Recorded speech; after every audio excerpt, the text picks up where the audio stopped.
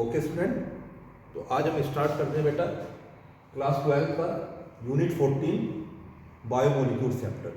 देखिए बायोमोलिक्यूल्स में क्या होता है कि कुछ ऑर्गेनिक सब्सटेंस जो बॉडी की डेवलपमेंट और ग्रोथ के लिए इसेंशियल होते हैं, हम उनकी स्टडी करते हैं। वो जो लिविंग ऑर्गेनिज्म है, हमारी केमिकल रिएक्शन है, उन्हें किस तरीके से वो कंडक्ट करते हैं तो उन ऑर्गेनिक कंपाउंड्स के बारे में हम पढ़ते हैं। और ये बायो केमिस्ट्री है, केमिस्ट्री की हमारी ब्रांच होती है, तो बायोकेमिस्ट्री में आता है हमारा पूरा चैप्टर ये। तो सबसे पहले बायोमोलिक्यूल्स के अंदर हम कौन कौन से टॉपिक पढ़ते हैं। बायोमोलिक्यूल में आता है हमारा जैसे carbohydrates, proteins, vitamin, enzymes, nucleic acid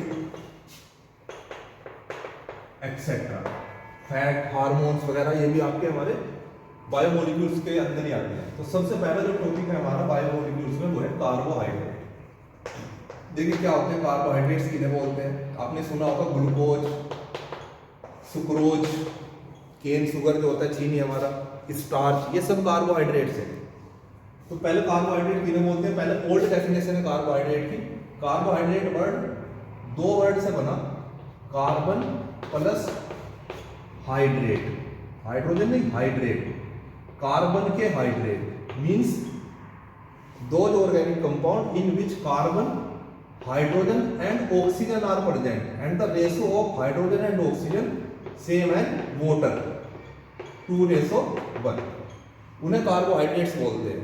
ये ओल्ड डेफिनेशन है कि वे ऑर्गेनिक कंपाउंड जिनमें कार्बन हो, हाइड्रोजन हो और ऑक्सीजन हो, और हाइड्रोजन ऑक्सीजन का रेशो वाटर, हाइड्रेट्स भी बोलते हैं वाटर के मॉलिक्यूल को, तो वाटर के इक्वल हो 2:1 में, वो सब कंपाउंड कार्बोहाइड्रेट कहलाते हैं। ये ओल्ड डेफिनेशन है। फॉर एग्जाम्पल हमारा जैसे C6H12O6, ये ग्लूकोज, ग्लूकोज का फॉर्मूला है, कार्बन है, हाइड्रोजन है, ऑक्सीजन है, हाइड्रोजन ऑक्सीजन 12 और 6 वही 2:1 के रेशो में है, तो ये कार्बोहाइड्रेट है। सेम फॉर्मूला फ्रक्टोज का होता है। मॉलिक्यूलर फॉर्मूला दोनों का सेम है, स्ट्रक्चरल फॉर्मूला डिफरेंट है, वो अभी हम पढ़ेंगे यहाँ पर। तो ग्लूकोज ये कार्बोहाइड्रेट, सुक्रोज C12H22O11, ये सुक्रोज या माल्टोज, दोनों का मॉलिक्यूलर फॉर्मूला सेम होता है, दोनों कार्बोहाइड्रेट है, इनकी भी स्ट्रक्चर डिफरेंट होती है।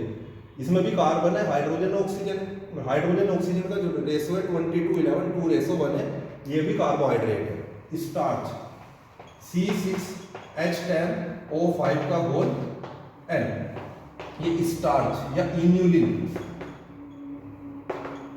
दोनों का सेम फॉर्मूला है, स्ट्रक्चर फॉर्मूला डिफरेंट होता है इनका भी। तो इसमें कार्बन, हाइड्रोजन ऑक्सीजन है, हाइड्रोजन ऑक्सीजन का रेशो वही 10:5:1 का है, होल एन इसमें चेन होती है कि हम जब स्ट्रक्चर पढ़ेंगे तब पढ़ेंगे वहां पर वो। तो ये सब कार्बोहाइड्रेट्स हैं। लेकिन अब इसके कुछ एक्सेप्शनल केस हैं डेफिनेशन के, जैसे फॉर्मल्डिहाइड, आप सबको पता है फॉर्मल्डिहाइड मीथेनल, फॉर्मूला होता है HCHO। अगर हम इसका मॉलिक्यूलर फॉर्मूला लिखते हैं तो वही 1 कार्बन है, इसमें 2 हाइड्रोजन है और 1 ऑक्सीजन है। इसमें भी कार्बन, हाइड्रोजन, ऑक्सीजन है, हाइड्रोजन ऑक्सीजन का रेशो भी वही है 2:1 का, लेकिन ये कार्बोहाइड्रेट नहीं है। इसी तरीके से एसिटिक एसिड होता है, एसिटिक एसिड CH3COOH, अगर हम इसका मॉलिक्यूलर फॉर्मूला निकालते हैं तो 2 कार्बन है, 4 हाइड्रोजन है, 3 1 4 और 2 ऑक्सीजन है, C2H4O2 हो जाएगा। ये भी कार्बोहाइड्रेट नहीं है। जबकि एक कंपाउंड होता है रैमनोज, रैमनोज का जो मॉलिक्यूलर फॉर्मूला है C6H12O5 है, इसमें हाइड्रोजन ऑक्सीजन का रेशो 2:1 का नहीं है, या तो 12:6 होना चाहिए या 10:5 होना चाहिए, 12:5 है यहाँ पर, तो रेशो 2:1 का नहीं है, जबकि ये फिर भी कार्बोहाइड्रेट है। तो इन एक्सेप्शनल केसेस के बेस पर ये डेफिनेशन फेल कर दी जाती है कि कार्बन के हाइड्रेट जिनमें हाइड्रोजन ऑक्सीजन का रेशो 2:1 का हो, उन्हें कार्बोहाइड्रेट बोलते हैं। लेकिन नाम चला आ रहा है वही कार्बोहाइड्रेट। तो एक्चुअल में कार्बोहाइड्रेट होते क्या है। फिर कार्बोहाइड्रेट की जो इस डेफिनेशन है वो हमारी ग्लूकोज, फ्रक्टोज के स्ट्रक्चर के बेसिस पर दी गई है। ग्लूकोज का मॉलिक्यूलर फॉर्मूला वही C6H12O6 है, ग्लूकोज का भी और फ्रक्टोज का भी। अगर हम इनकी स्ट्रक्चर बनाते हैं तो ग्लूकोज की जो स्ट्रक्चर बनती है, ग्लूकोज में 6 कार्बन एक स्ट्रेट चेन में आते हैं, 1 2 3 4 5 6, और यहाँ पर पहले कार्बन पर एल्डिहाइड ग्रुप होता है CHO, जबकि बाकी सारे कार्बन पर OH ग्रुप लगे होते हैं। इसमें यहाँ पर इधर OH ग्रुप आता है ये, तो 5 OH ग्रुप होते हैं, एक CHO ग्रुप है। बैलेंसिंग पूरी करने के लिए बाकी H आ जाएंगे हमारे यहाँ पे, तो ग्लूकोज में C6 हो जाएंगे, 12 हाइड्रोजन हो जाएंगे और 6 ऑक्सीजन हो जाएंगे। ये ग्लूकोज का स्ट्रक्चरल फॉर्मूला है। इसमें एक एल्डिहाइड ग्रुप आया हमारा, बाकी बहुत सारे हमारे OH ग्रुप आए, तो हम ग्लूकोज को पॉली हाइड्रोक्सी एल्डिहाइड भी कहते हैं। पॉली मींस बहुत सारे, हाइड्रोक्सी मींस OH ग्रुप और एक इसमें एल्डिहाइड ग्रुप है। और फ्रक्टोज की जो स्ट्रक्चर होती है, फ्रक्टोज का भी मॉलिक्यूलर फॉर्मूला सेम है, लेकिन फ्रक्टोज की स्ट्रक्चर ऐसे बनेगी, 6 कार्बन इसमें भी स्ट्रेट चेन में आते हैं, 1 2 3 4 5 6, और यहाँ पर डबल बॉन्ड हो, कीटोन ग्रुप आता है। बाकी हर एक कार्बन पर यहाँ भी OH ग्रुप लगे होते हैं, और बैलेंसिंग पूरी करने के लिए H आएंगे। इसकी पूरी है 1 2 3 4, यहाँ पर H आएगा। ये फ्रक्टोज की स्ट्रक्चर है, इसमें कीटोन ग्रुप आया, बाकी सारे OH ग्रुप आए। इसे बोला जाता है पॉलीहाइड्रोक्सी कीटोन।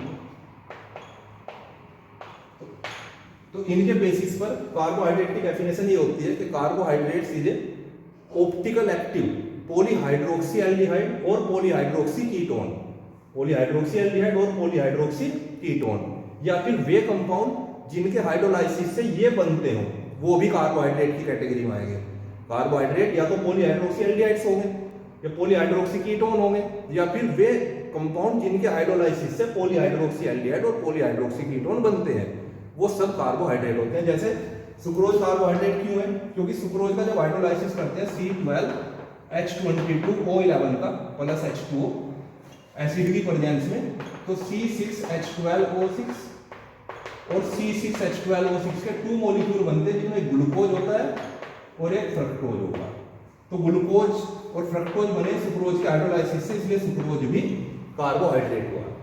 तो कार्बोहाइड्रेट इज पॉलीहाइड्रोक्सी एल्डिहाइड और पॉलीहाइड्रोक्सी कीटोन, और the compound which give polyhydroxy aldehyde और polyhydroxy ketone on hydrolysis, these are called carbohydrates.